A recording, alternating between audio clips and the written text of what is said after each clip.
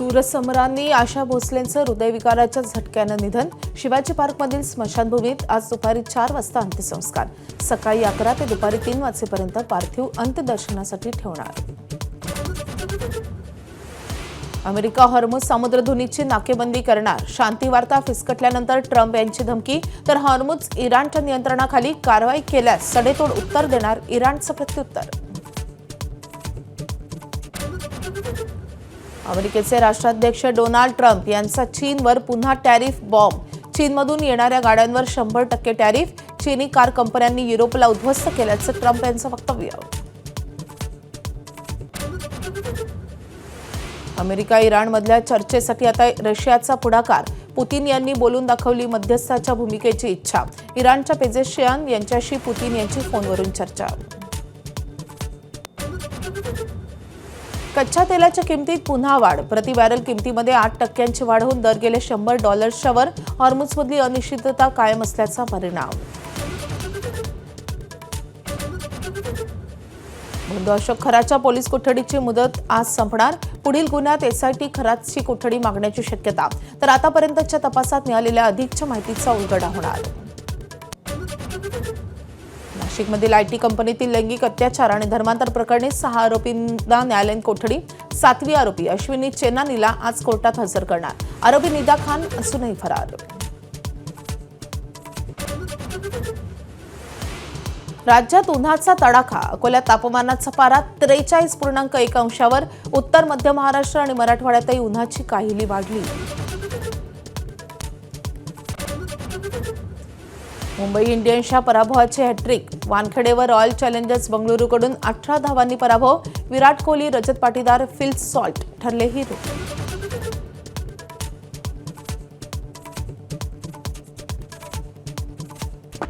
ब्रेकनंतर बुलेटिनमध्ये आपलं पुन्हा एकदा स्वागत. बातमी आहे युद्धासंदर्भात.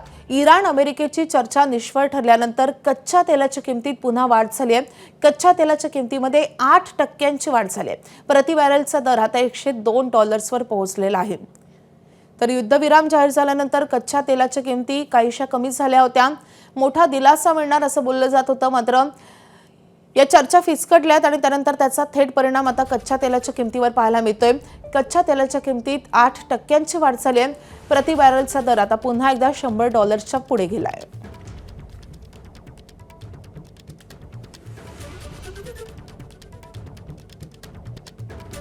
तरी चर्चा फिसकटल्यावर अमेरिकेचे राष्ट्राध्यक्ष ट्रम्प यांनी मोठं विधान केलंय. अमेरिका हॉर्मुझच्या सामुद्रधुनीची नाकेबंदी करणार आहे. हॉर्मुझच्या सामुद्रधुनीकडे अमेरिका पाणसुरुंगरोधी जहाज पाठवण्याची तयारी करत आहे अशी माहिती त्यांनी दिली आहे. हॉर्मुझच्या सामुद्रधुनीकडे जाणाऱ्या येणाऱ्या जहाजांचं नियंत्रण अमेरिका करेल असं डोनाल्ड ट्रम्प यांनी जाहीर केलंय. इराण हॉर्मुझच्या सामुद्रधुनीवर नियंत्रण सोडायला तयार नाहीये आणि त्यामुळे आता इथला तणाव कमालीचा वाढण्याची भीती आहे. जो देश इराणला हॉर्मुझबाबत टोल देईल त्यांना अमेरिका हॉर्मुझच्या सामुद्रधुनीत प्रवेश देणार नाही असे डोनाल्ड ट्रम्प यांनी म्हटलंय. अमेरिका आणि इराणमधली चर्चा काल अपयशी ठरल्यानंतर अनेक मोठ्या घडामोडी घडल्या. या 24 तासात नेमकं काय काय झालंय आपण ग्राफिक्सच्या माध्यमातून पाहूयात. तर इराणचा हॉर्मुझ खुलं करण्यास स्पष्ट नकार येतोय. तर ट्रम्प यांनी हॉर्मुझची नाकेबंदी करण्याचे आदेश दिलेत. ट्रम्प यांच्या आदेशानंतर अमेरिकेच्या युद्धनौका सज्ज झाल्यात. आज संध्याकाळपासून अमेरिकेची हॉर्मुझमध्ये नाकेबंदी सुरू होईल.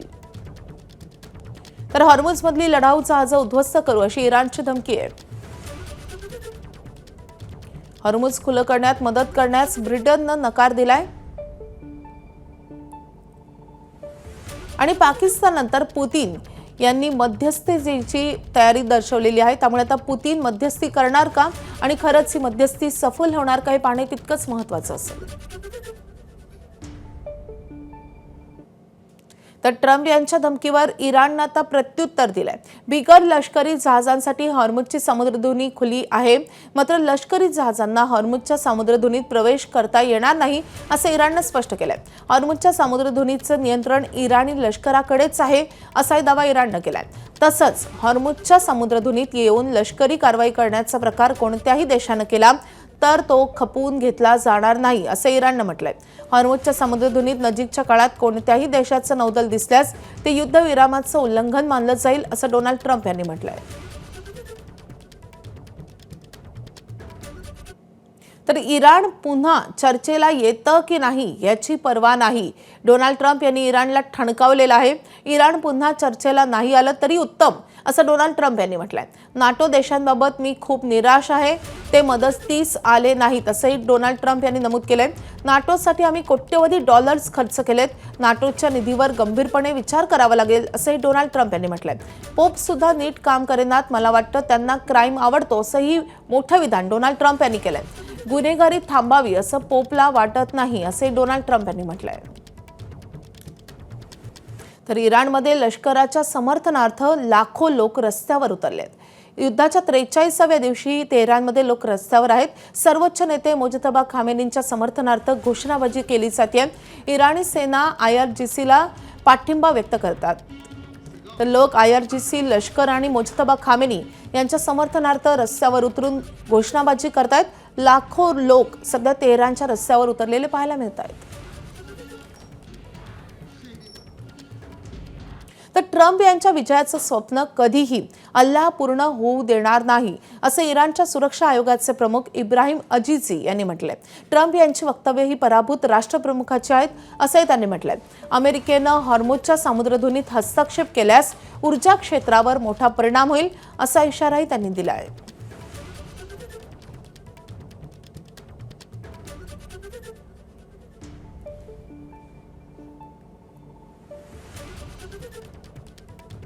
तर हॉर्मुझच्या समुद्रधुनीच्या नाकेबंदीवर ब्रिटननं आता प्रतिक्रिया दिली आहे. ब्रिटिश पंतप्रधान कीर स्टारमर यांनी ट्रम्प यांचा दावा फेटाळून लावलाय.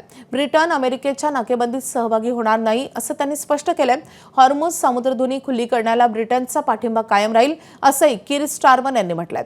हॉर्मुझमधून जाणाऱ्या जहाजांवर कर लावणं अन्यायकारक आहे असंही ब्रिटननं म्हटलंय.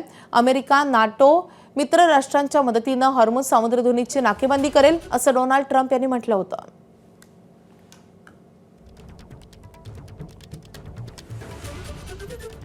तर अमेरिका आणि इराणमधल्या चर्चेसाठी आता रशिया पुढाकार घेणार आहे. पुतिन यांनी आता मध्यस्थाच्या भूमिकेची इच्छा बोलून दाखवली आहे. इराणच्या पेजेशकियान यांच्याशी पुतिन यांची फोनवरून चर्चा झाल्याचं समजतंय. मध्य आशियातल्या शांततेसाठी सहकार्याची रशियानं आता तयारी दर्शवलेली आहे. आता त्यामुळेच हा प्रश्न उपस्थित होतोय की जे पाकिस्तानला जमलं नाही ते पुतिन करून दाखवणार का?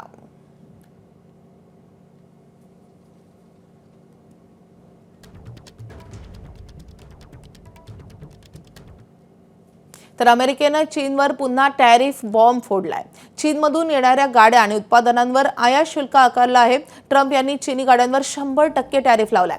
चीनी कार कंपन्यांनी युरोपला उद्ध्वस्त केलं, मात्र अमेरिकन कार कंपन्यांना उद्ध्वस्त होऊ देणार नाही असं डोनाल्ड ट्रम्प यांनी म्हटलंय. चीननं इराणला शस्त्र पुरवल्यास आयात शुल्क आकारलं जाईल अशी धमकी डोनाल्ड ट्रम्प यांनी दिली होती. त्यानंतर आता चीनी गाड्यांवर 100% टॅरिफ लावण्यात आलं आहे.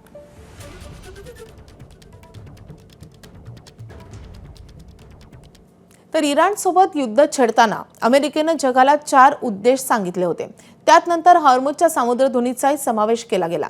पण 5ही उद्देश साध्य व्हायचे सोडा अमेरिकेला नुकसानच जास्त होताना दिसतंय. नेमकं या युद्धात अमेरिकेचं आतापर्यंत किती नुकसान झालंय आपण ग्राफिक्सद्वारे पाहूयात.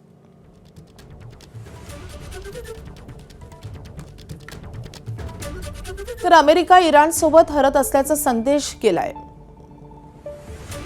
बेजबाबदार देश अशी अमेरिकेची प्रतिमा झाली आहे.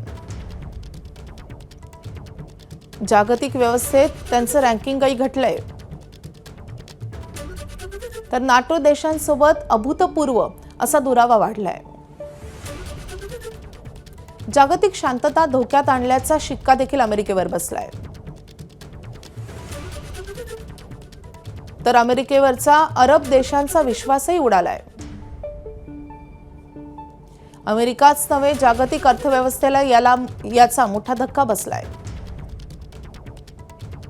तर अमेरिकेचं संरक्षण बजेट आता गडबडलेलं आहे. तर अमेरिकेत मंदीचं संकट घोंगावतंय, महागाई वाढली आहे. तर ट्रम्प विरोधात अमेरिकेत अभूतपूर्व अशी निदर्शनं केली जात आहेत।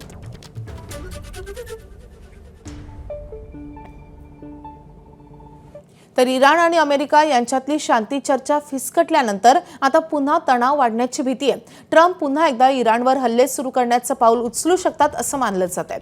अमेरिका इराणवर पुन्हा हवाई हल्ले सुरू करण्याची शक्यता आहे। ट्रम्प प्रशासन पुन्हा एकदा हल्ल्यांच्या तयारीत असल्याचंही बोललं जात आहे।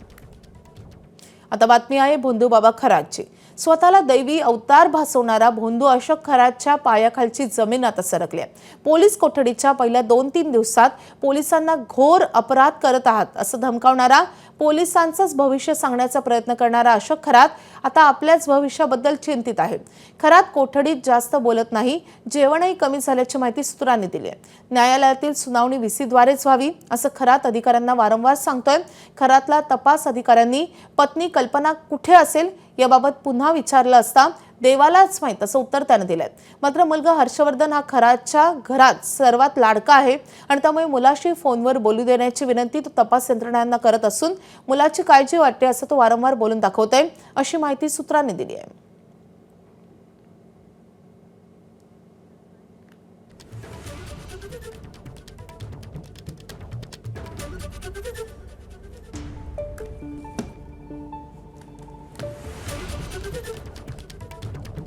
काठावर बहुमत असलेल्या सांगली महापालिकेतील भाजपची सत्ता उलथवून तिथे काँग्रेस राष्ट्रवादी काँग्रेसचा झेंडा फडकवण्याचा प्रयत्न सुरू असल्याचं खासदार विशाल पाटील यांनी म्हटलंय। मागे एकदा महापालिकेत भाजपची सत्ता उलथवून टाकत काँग्रेस आणि राष्ट्रवादीची सत्ता आणली होती, तसाच प्रयत्न आताही करू असं त्यांनी म्हटलंय। सांगली महापालिका निवडणुकीत थोड्या मतात आपले उमेदवार पडलेत, नाहीतर महापालिकेवर काँग्रेस राष्ट्रवादीचा झेंडा लागला असता, पण अजूनही वेळ गेलेली नाही असंही विशाल पाटील यांनी म्हटलंय।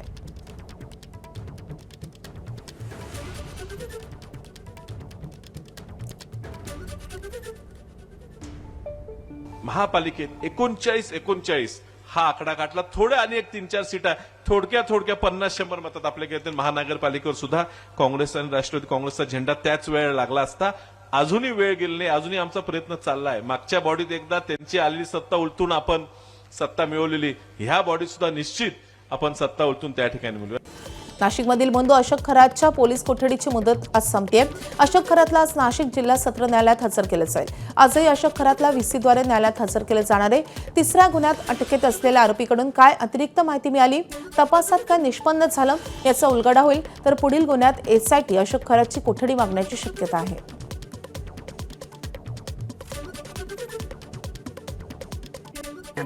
पिंपरी चिंचवडमध्ये पीएचडी करणाऱ्या विद्यार्थिनीनं आत्महत्या केल्यानं खळबळ उडालेली आहे।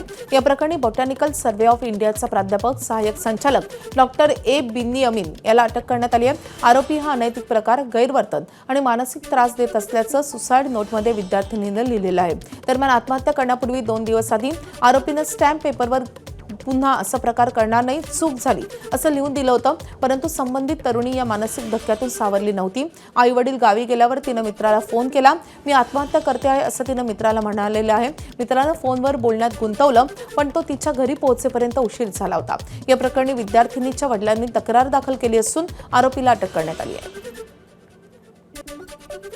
बीड जिल्ह्यातल्या गेवराई शहरात फेब्रुवारी महिन्यात अनधिकृतपणे शिवरायांचा पुतळा उभारण्यात आला होता। आता हाच पुतळा नियोजित जागेत अधिकृतपणे उभारण्याची तयारी केली जाते आहे। आता प्रशासनानं पुतळा समिती आणि शिवप्रेमींशी सकारात्मक समन्वय साधून शिवरायांचा पुतळा नियोजित जागेत हलवण्याची तयारी सुरू केली आहे। सध्या शिवरायांचा पुतळा गेवराई शहरातून जाणाऱ्या धुळे-सोलापूर राष्ट्रीय महामार्गाच्या मधोमध उभारला गेलाय। रस्ता अरुंद असल्यानं या ठिकाणी वाहतुकीस अडथळा निर्माण होतोय। त्याबरोबरच पुतळ्याची निगा देखील राखता येत नसल्यानं हा निर्णय घेतला गेलाय। पुढील काही दिवसात नियोजित जागेत मोठ्या उत्साहात अधिकृत शिवरायांचा अश्वारूढ पुतळा उभारला जाईल अशी माहिती पुतळा समिती सदस्यांनी दिली आहे। निर्माण होत होता तो अनधिकृतरित्या बसवणारे आम्हीच आहेत आणि तो अनधिकृत होता। आता इकडे जो छत्रपती शिवाजी महाराजांचा पुतळ्याचं स्मारक होणार आहे हे अधिकृतरित्या होणार आहे।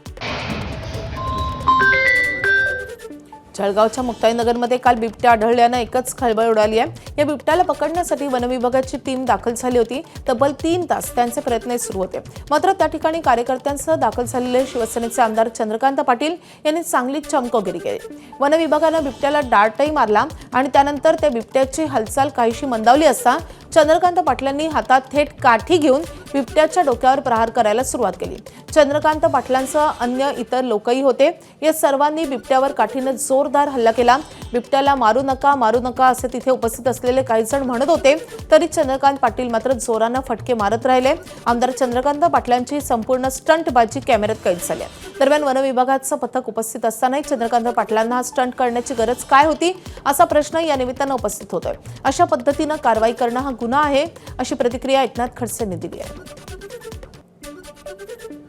हा बिबट्या पकडला म्हणजे त्या ठिकाणी फॉरेस्टचे अधिकारी आले होते, त्यांनी रेस्क्यू ऑपरेशन सुरू केलेलं होतं। त्या बिबट्याला त्या ठिकाणी इंजेक्शन दिलेलं होतं आणि अशा स्थितीमध्ये आमदारांनी त्या ठिकाणी लाठीने मारहाण केली। एक प्रकारे तो बिबट्या जर या स्थितीमध्ये नसता आणि त्यांनी पकडलं असतं तर त्यांचं कौतुकच केलं असतं, परंतु अशा रीतीनं कारवाई करणं किंवा मारहाण करणं किंवा लाठीनं मारणं हा गुन्हा आहे।